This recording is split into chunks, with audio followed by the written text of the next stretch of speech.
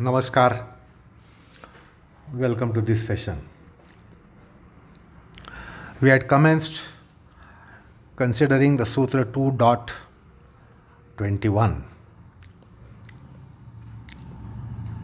Tadartha eva drusyasyatma. Tadartha eva. That means, for the sake of Drsta, the seer category is here. Now, usually this doubt comes in that when the Prakrti is there to harass, chastise, agonize mankind, why at all in the archetypal plan this world was there? It should not have been there. Then is it that the Almighty is playing with us, our lives, that giving us the mundane world? Is the divinity sadistic in mentality? Now, why at all this was created? So it would have been better if this creation of this kind would have not been there. So then there would have been no Maya. Then we would not have had this kind of harassment, chastisement, delusion, infatuation, what we have in the mundane world. So why at all this world was created which is antagonizing us, which is almost appearing to be alien? So in the spiritual path, one comes across this kind of impression that the world is creating problem. Mundanity is problem, samsara is problem, prapancha is a problem. Then, and we hold responsible the Almighty, the archetypal plan, culprit, as a culprit who created this problem. So now comes the topic of teleology in metaphysics. That it is not that for his sports, divinity created his enjoyment and his sports and then the life to suffer here. It is not anything like that. It is wrong to hold like that. So the teleology tells us about the purpose as to why. Because we do not want so many things in the world. We say, why at all the bed bugs and mosquitoes and snakes and cobras and such creatures and animals which are dangerous to our life? Because we get viral infections, we get bacterial infections, we get diseases on account of bacterial infections. Why at all this was created? So it would have been better if we were without flies and without mosquitoes and without worms. This is what human being thinks about. We think it's all useless to be having mosquitoes around, to be having bed bugs, to be having worms. We think the world is meant for human beings. Now this is not right to be having such an approach. The world is meant for all kinds of life. So we cannot be selfishly considering that those things which are antagonizing human beings should have not been there. This is because we lack teleological knowledge, and therefore it is very important to have teleological knowledge in metaphysics so that we will not have such grudges, complaints. Anyway, the complaint here is that why at all this drusha was created, the scene category was created, which seems to be diametrically opposite to seer principle, and what follows it is very well known: the Maya, the Avidya, the Ajnanam, the ignorance, and then vexation, tormentation, pain, sorrow, etc. So the teleology tells us, gives us right wisdom, so that we would not be so selfishly having view of the whole creation, keeping ourselves at the center of it, and then look around and say what is good and what is not good. This is not done in metaphysics. You can't have yourself at the center of it and then decide what is good and what is not good, and what is right and what is not right, and what should have not been there and what should have been there. Otherwise, we want so many things that they should have been around, and we want so many things not around. This is petty mind. That is human centricity. Human being has been, this is a very bad history of mankind. Human being has been keeping oneself at the center and then looking around, and then try to have whatever thought process or discrimination or wants and don't wants. This is lack of teleological knowledge. So now commences the teleology of metaphysics here. So he says, Patanjali says here, the very Drshya tattva should not be looked at alien. This will become more clear when we complete the study of teleology that Patanjali has offered. So he commences that here, the topic of teleology. So we don't have to consider the Drshya category as with loggerheads with ourselves. But he says, Patanjali says, this Drshya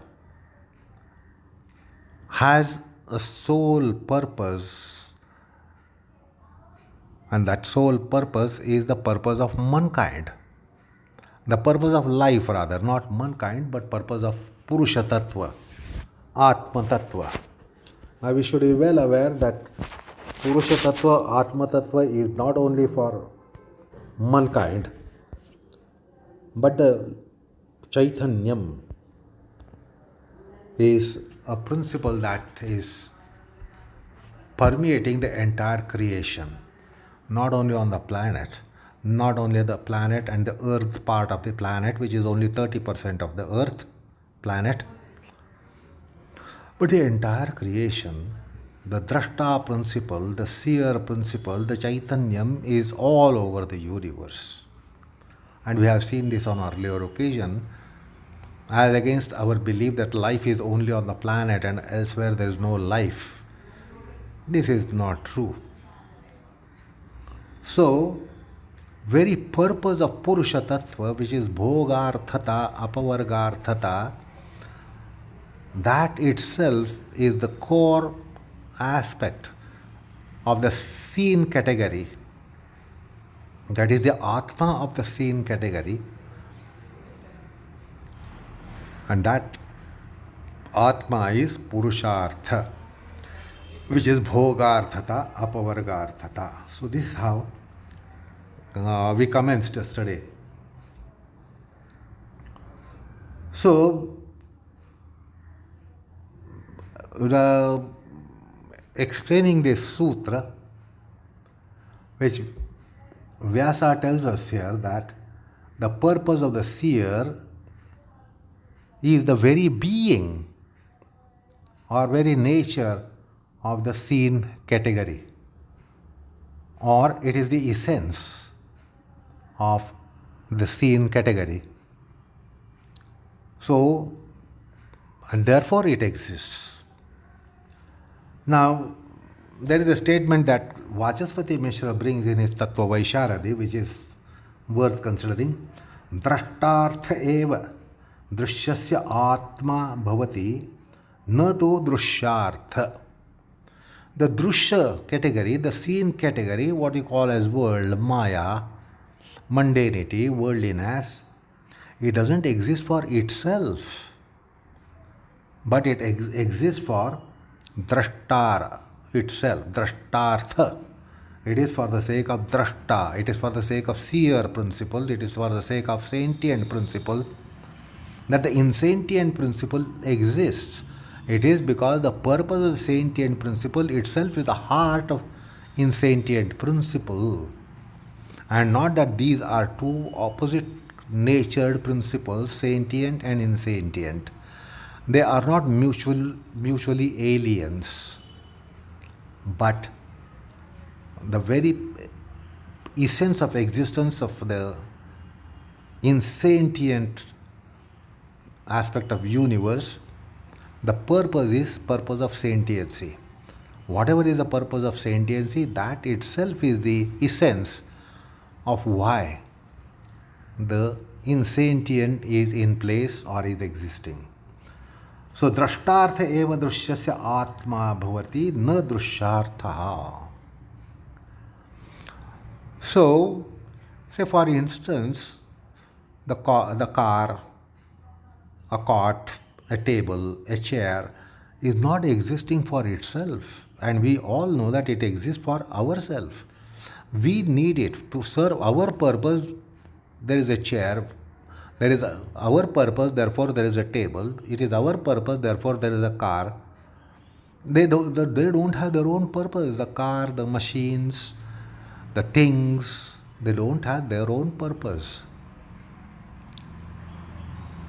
It is for our purpose that they exist. So the whole scene category, the universe, which we identify as insentient or prakrutika, made up of prakrti, made up of matter, doesn't exist for itself. It doesn't exist for drishyartha, but drashtrartha. This is explicitly made clear by Vachaspati Mishra in his Tattva Vaisharati. So the very swarupam, very nature, very essence of drishya is Purusha Prayojanam. That means Prayojanam of sentient. Prayojanam means purposiveness, purpose of sentient. And therefore it doesn't have its any purpose whatsoever.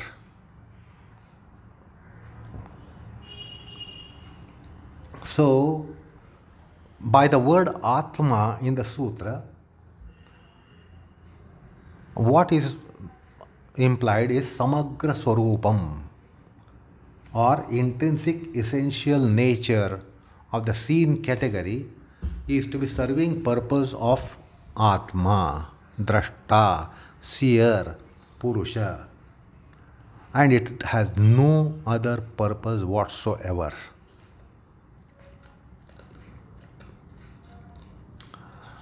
So, Patanjali is trying to impress on our minds, because so far we were considering the heyam, the avoidable, etc., and then drishyam itself is avoidable. The conjunction itself is avoidable. The conjunction between Prakrti Purusha, Buddhi Sattva and Purusha, that itself is cause of avoidable. So one might have this kind of opinion that it should not have been there. Why at all the conjunction in place? It should not have been there. So now that is being answered gradually. The first step has been taken to tell us that it doesn't have its own purpose, but it is for our purpose. So our Purushartha itself is its purpose of existence. So the whole creation, nothing, not even a particle of the whole boundless creation is purposeless, meaningless, superfluous. It is all for purpose of the Atma Tattva, the Purusha Tattva. It is for Bhoga Apavarga, which has two Purusharthas. For them, for those purposes, it is existing. And therefore, there is no way to have this opinion or a stand or a view that all this should not have been there. Once again, I come to the human centricity that man has.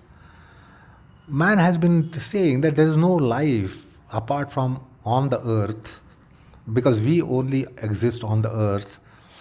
We don't have human beings inhabiting Mercury, Venus, Mars, Jupiter, Uranus, Neptune, Pluto, nowhere. This is what we feel, and therefore we think it's all waste. No, boundless space is all waste. So this is not true from the point of view of metaphysics. Everywhere there is this Drsta, the Purusha tattva, Atma Chaitanya. And not even a particle in the entire boundless universe is purposeless. It may not be for our purpose because materialistic man, practical minded man might think, there was no need of Pluto, there was no need of so billions of stars. We would have been still existing without billions of stars. And we see so many things in cosmos as purposeless. This is human centricity, which is very, very, very faulty. This is not universal culture. It is human-centric culture. We want to see what is useful for me. That also only should be here, and rest of the things are all useless. So just try to imagine being a very materialistic, stark materialistic person. How much in this boundless cosmos is of no use for you? So you will say, this is all waste. This is all superfluous. So we think that there is abundance of waste in nature on cosmic scale. Now this is not a right point of view. This is what teleology gives the wisdom to us. So one thing is to be noted here, that in this universe there is nothing that is wasteful, not even iota, not even smallest particle is purposeless. Everything has a purpose. For principle of life, which is not only in human beings, not only on the biological life on the planet, but the life is existing everywhere. Everywhere. And that's why the other time I told you, our kind of life doesn't exist on the sun, but it doesn't mean that no kind of life exists on the sun. And that is why metaphysics tells us that the Atma is a principle which cannot be burnt. Now, if it cannot be burnt, it can be very well on the sun itself. What's the problem? So it cannot be dried, it cannot be wetted, it cannot be cut. That's how that principle is. And therefore, it is not right to hold that there is only life on the planet. There is our kind of life on the planet. There will be life on the say planet such as Venus, where the atmosphere is full of carbon dioxide. So there is something that lives on carbon dioxide. There is a life kind which lives on carbon dioxide, and it should not be something absurd for us, because even on the planet we have some kind of life which lives on carbon dioxide, like botanical life. It intakes carbon dioxide and then it exhales oxygen. So it's on the planet itself we have such kinds of life. So the point is, not even microscopic part of the universe is of no avail, no use, no purpose. So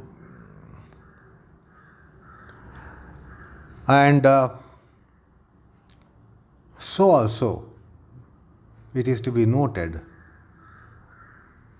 that the Bhoga Apavarga will not be not served by dearth of seen principle. We see the scarcity of so many things on our planet.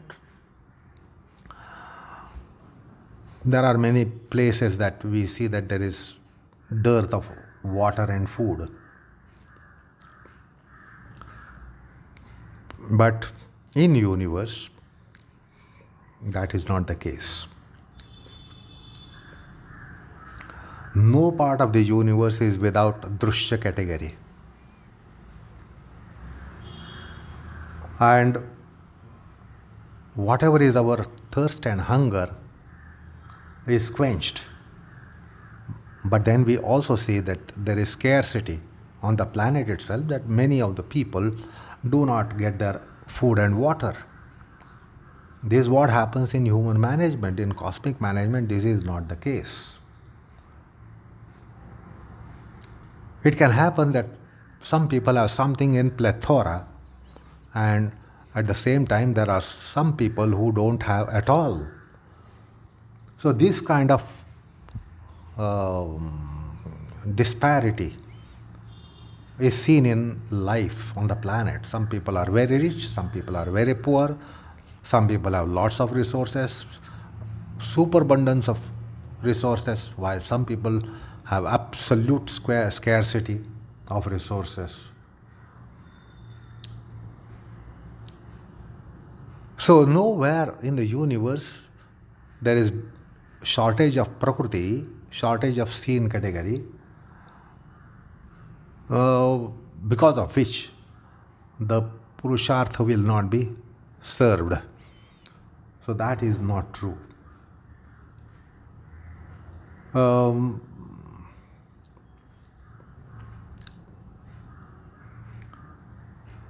So Bhoga Apavarga are the two kinds of Purusharthas, and they are sumptuously available in the universe, in the cosmos.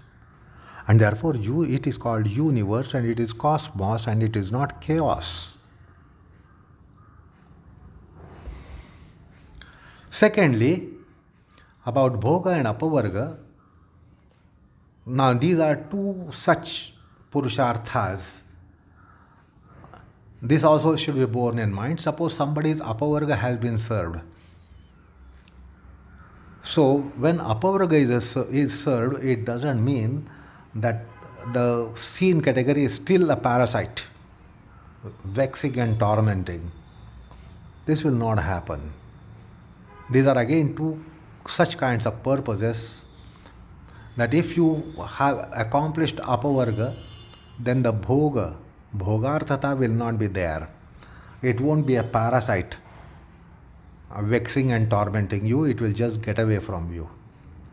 The Bhoga will go away once Apavarga is attained. There is no case that somebody has attained the Apavarga and the Bhoga is not still leaving that person,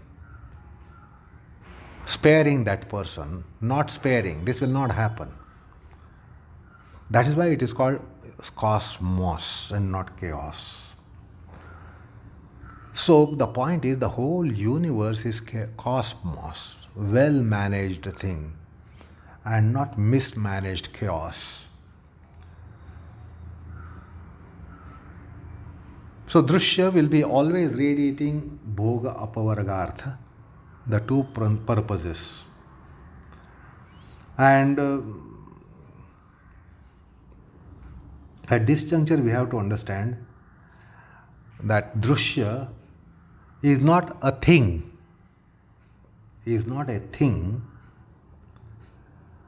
which is radiating Bhoga and Apavarga.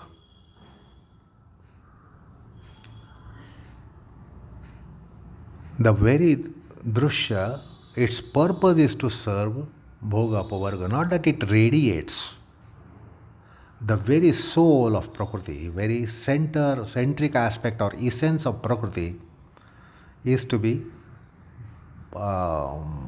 serving the Bhoga Apavarga. It's not to be taken that Prakrti or a thing is radiating Bhoga and Apavarga arthata. Very essence of that itself is Bhoga Apavarga arthata. So this is also something that needs to be conceived properly, construed properly. And Patanjali is trying his best to impress this idea on the mind rather than our fanciful ideas, strange ideas, weird ideas. So,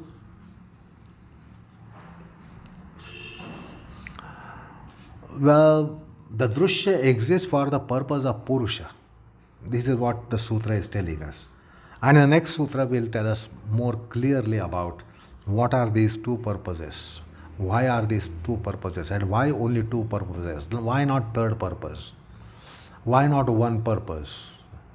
So why two and why not three and why not one, or why not less than one, two, and why not more than three, etc. will become clear. So the point is, without bhogartha, apavargartha, the Prakrti itself will not exist. So this has been also made clear, kritartham pratinashtam.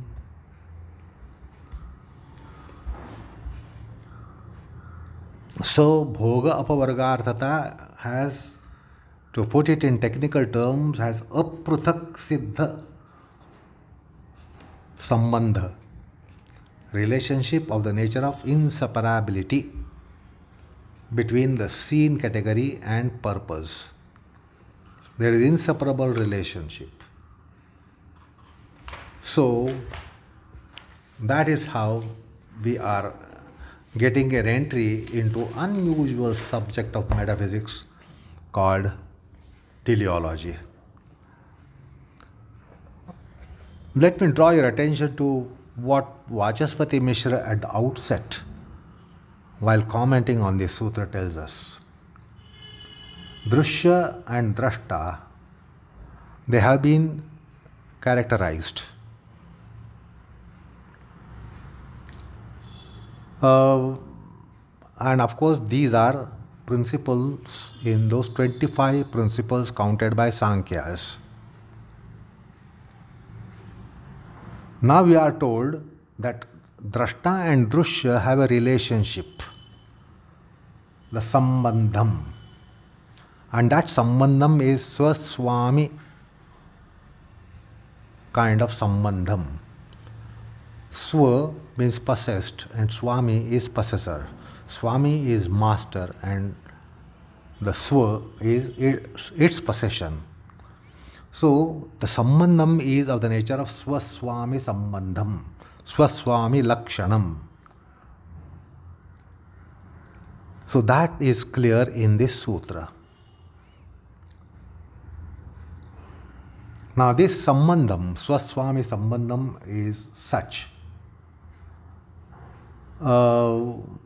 Just as you cannot be having swamitva without swatva. And you cannot be swa without a swami. See, you cannot be having a servant without a master. And you cannot be having a master without a servant. This is such a relationship. If somebody is a lord, then there must be some subject to it, subject of it. You cannot be lord without something else which comes under your domain as ruled over. You cannot be a master without something and someone subserving you. Nothing subserving you and yet you are a master is absurd to think that way. Or you are subserving but then you don't have a master is also absurd. So if the relationship is of the nature of such, Swa and Swami. So there are such relationships which we must understand here. There cannot be a father or mother without an offspring. Unless there is offspring, there is no one as father and no one as mother. You can't be having no father, no mother with a child. A child must have parentage. There is no way that parentlessly a child has come into existence. So when somebody is mother, a woman is a mother, understand this, that there must be someone as her husband and there must be someone as her child. The motherhood doesn't come unless there is a child, and the motherhood doesn't come unless there is someone with husbandhood. The fatherhood would not be there without a child, and the fatherhood would not be there without somebody having a wifehood. So understand these various relationships. So also relationship between a master and a servant. A servant must have a master, without which there is no servantship. And a master must have a servant, without which there is no mastership. So similar is the sambandham between Swa and Swami. Like, it's because that is how it will be expressed in English language, that Purusha is Swami and Drsta is Swa. So this Swa Swami sambandham is unique. Now let me tell you one more a strange thing in relationship between master and servant. So we know the master is served and the servant is serving. Servant is serving the master and master is served by servant. But let's try to identify a unique dimension here. If A is master and B is servant, the B is serving the master, for which the master is remunerating the servant.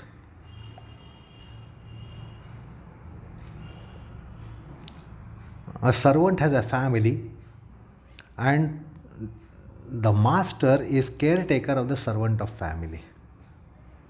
So again, this is not an absolute relationship. If A is a master and B is servant, the B is serving master for his needs.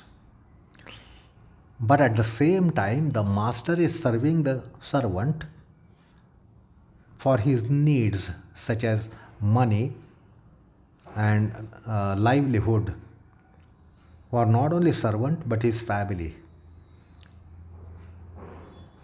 With the salary paid by master to the servant's family is taken care of. So, as much as the servant is serving the master is serving the servant. If the master says, I won't serve you, the servant would resign or kick the master and go away. So this is such a relationship that we have to understand in social dynamics, that A cannot be thinking, I am the master and you are my servant. B, you are my servant. The A is also subserving the purpose of servant by remunerating him and giving livelihood, whereby not only he is sustained but his dependents are sustained. At the time, when the time comes that his dependents are not subserved by the master because of insufficient salaries, the servant would walk away and try to go somewhere else for a job. So who is really serving whom? We think servant is there to serve the master, but the master is also serving the servant. If the master does not serve the servant by paying remuneration, by salary, servant won't be serving. So master is serving the servant and servant is serving the master. Now this relationship is not identified because of arrogance in the master class. The master thinks, I am the master. The master is equally subserving the servant. This is the strange relationship which a mystic philosopher tells us. And generally man is not aware of this. He says, I am the master, I am the monarch, I am the lord. And then someone else is in subserviency of me. and fails to understand that you are also subserving that person by paying remuneration. Because if you don't pay remuneration, the servant won't stay with you. You will have to give something in some form or the other whereby the servant will serve you. And if that is not there, then servant will not stay with you. So you are also subserving the servant. The master is subserving the servant in one way. Servant is subserving the master in another way.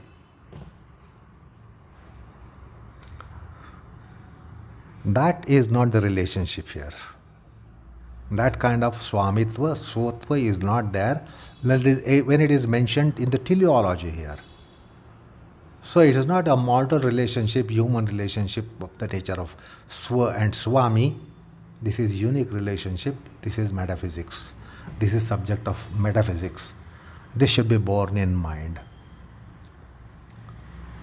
But it should be borne in mind there is no swatva because of without swamitva. Swaswami sambandham is such. So without swa, there is no swamitva. And without swami, there is no swatva. So Purusha doesn't have swamitva without buddhi or buddhi sattva or prakriti, and the prakriti doesn't have the swatva without the Purusha tattvam Drsta as swami.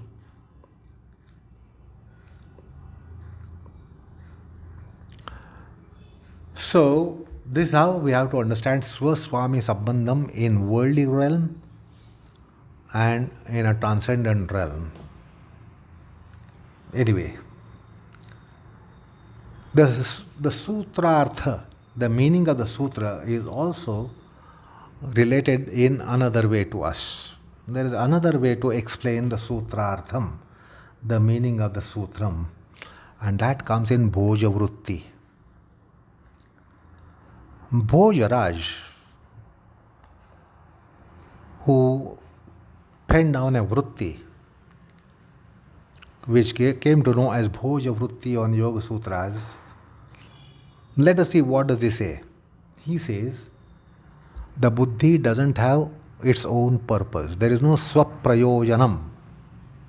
The buddhi doesn't have swaprayojanam, its own purpose. Not even slightest that it has its own purpose.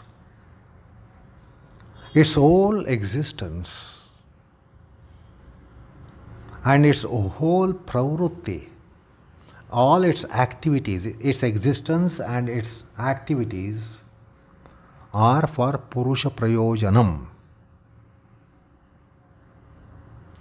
You might think that the matter is antagonistically working for us or protagonistically working for us. It doesn't have its own purpose. It is the purpose of the Purusham, Purusha Tattva itself. So it is Purusha Prayojanartham. This is what is the wordings to give the meaning of the sutra. It doesn't have its own purpose, but purpose of Purusha itself is its purpose. And all that it does is for Purusha Prayojanartham. If it seems to be going antagonistically, it is for Purusha purpose. Whether it is working protagonistically or antagonistically, it is the purpose of Purusha that it is serving. So he says, Purushasya bhoktrutvam sampadanam nama swartha pariharena prayojanam nahi pradhana pravartamanatmanatmanam kinchit prayojanam apeksham pravartate kintu purushasya bhoga sampadayamiti. Rajamartanda Vritti of Bhoja. So he makes it clear that it doesn't have its own purpose, but the purpose of Purusha itself is its purpose. Absolutely. Not partially, but absolutely. So now, that is why Patanjali says, Drishyasya Atma. The purposiveness or purpose of Purusha itself is Drishyasya Atma. So its purpose is to give Bhoga Apavarga. That is absolute Parama Ekantika purpose, absolutely single purpose. It doesn't have many purposes, and not that this is one of the purposes. It is absolutely the only and the only purpose why it is there, why Prakrti is there. That's called Parama Ekantika Atyantika purpose in forensic language or the philosophical systems. It doesn't have slightest of its own purpose, and it doesn't have slightest of something else's purpose. Neither its own purpose nor something else's purpose other than Purusha purpose. So there should be no doubt about why this Prakrti is existing, why this nature is existing, why this boundless cosmos is existing.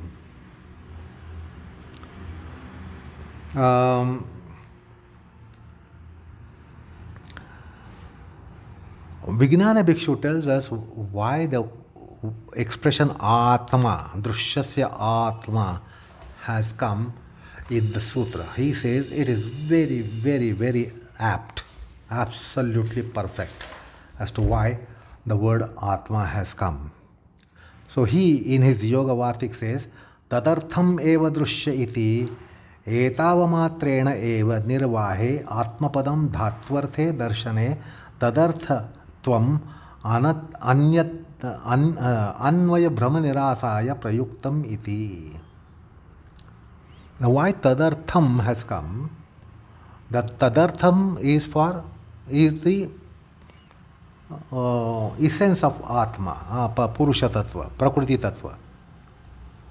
So tadartham eva drishyam, tadarthatvam eva drishyatvam. So more in a forensic language, Vachaspati, Vijnana Bhikshu puts it. Tadartham eva drishyam, tadarthatvam eva drishyatvam. So it excludes any other purpose or excludes absence of this purpose.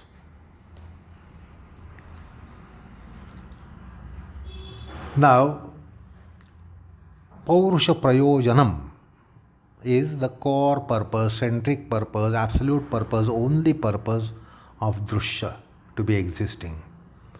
So, Vyasa tells us, Drishrupasya Purushasya Karmarupatam Apannam Drishyam iti tadartha eva drishyasya atma bhavati iti artha.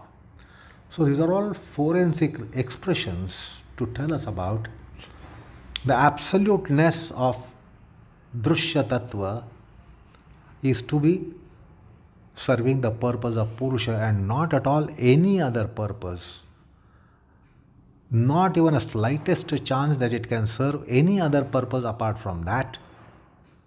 The purpose here mentioned, nor purposelessness, nor its own purpose. So it doesn't have its own purpose, it doesn't have any other purpose, it has only one purpose, that is Purusharthadayitvam.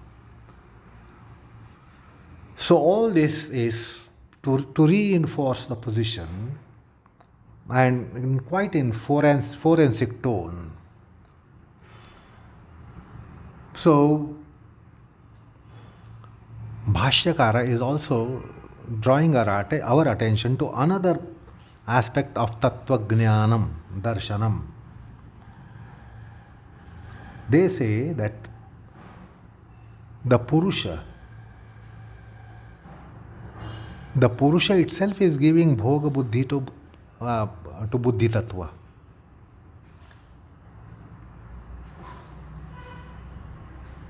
So, the Purusha Tattvam itself is getting all bhogas from Buddhi Tattvam. Otherwise, we want some bhoga which comes by money, which comes by some relationship with someone. So we get our gratifications in so many ways. So sometimes we want to go to a holiday resort, natural resort, mountain tops, seashores, restaurants, pubs. So we try to get gratification from so many corners. There is nothing that only there is one thing and it will gratify all that we want. We have to go to so many things to have our gratifications. We want our gratifications by Shabda Sparsha Rupa Rasa Gandha. We want our gratification to our tendencies, to our emotions, to our mind, to our intelligence. So we have to get our gratifications, our purpose served from so many ends. It is not that only one thing will serve all purpose that we have in us. For our purpose, we will have to go to so many things. Gratifying tendencies of the flesh, gratifying one's own mind, gratifying one's own emotions and whatnot. So we try to go to so many places to have our purpose served. From shopping mall to restaurants to temples and shrines to pubs and to various places. Whereas for Purusha Tattva, the Buddhi Tattva is going to give all kinds of its needs. It doesn't have to depend upon something else. The Buddhi Tattva is only going to give, and is only the thing that will give all kinds of purposes which are Bhoga, rtha, Apavarga, rtha. Like we turn our back to someone to get something else. And we again turn the back to that person and come back to first person for something, what we wanted, what we got earlier. And that's why we are going from person to person for our own satisfaction. We are going from things to things for various gratifications. We want these things now, we want those things then, and again these things thereafter. So we are being tossed from objects to objects to objects for our own gratification. But insofar as the Purusha is concerned, all that the Purusha needs, the Bhogarthata and Apavargarthata, will come from that one Buddhisattvam, that Drishyam.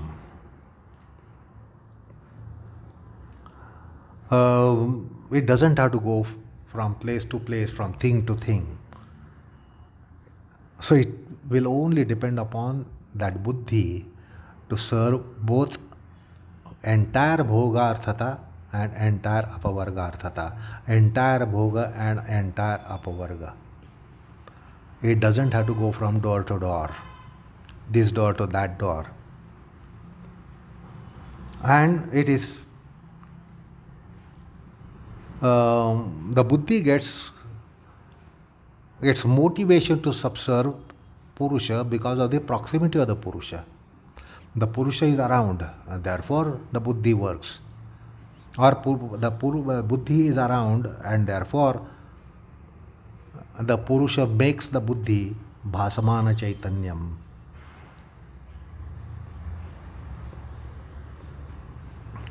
So this is another thing that we come across in Vyasa's exposition on the sutra.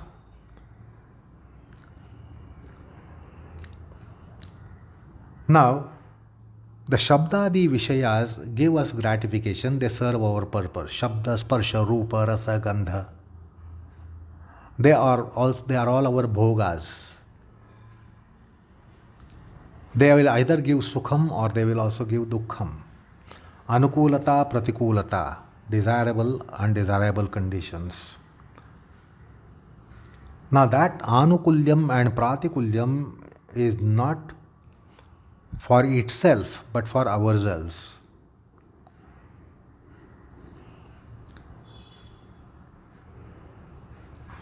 And that's why there is pararthatvam. That means they don't have their own purpose. It is for our purpose that they exist. So that's absolutely the class of pararthatvam.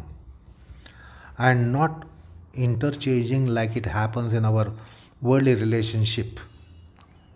that the servant serves the master for 1 month, and on one day of the month, the master serves the servant by paying his remuneration, by paying his salary.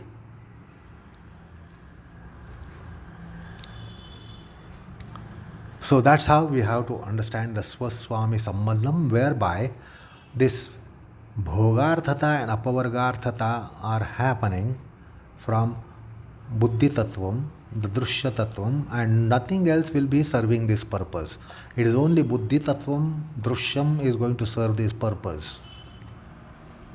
We cannot be going to someone else for our purpose of Bhogarthata, Apavargarthata. We will have to depend upon this Drishyam itself. It is only one resource for Bhogarthata, Apavargarthata, that is our own Drshya within us, our own seen category within us. So, well, this is how we have to understand this sutra. Now, let's proceed on the implications which come about by the very wordings in the sutra. But now we will proceed to that in our next session.